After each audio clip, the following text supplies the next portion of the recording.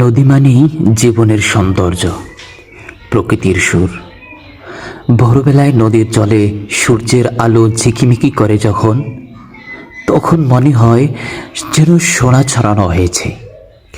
দুপুরে নদী হয়ে ওঠে শান্ত, অথচ শক্তিশালী, আর সন্ধ্যায় গোধূলির আলোয় তার রূপ একেবারেই অন্যরকম, নরম, মায়াময়, কাব্যময়।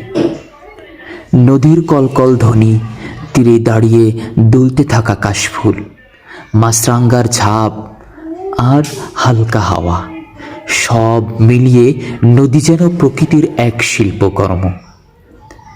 নদী শুধু সৌন্দর্যের প্রতীক নয়, সে জীবন জাগায়, কৃষিকে সজীব করে, মানুষকে জীবিকার পথ দেখায়।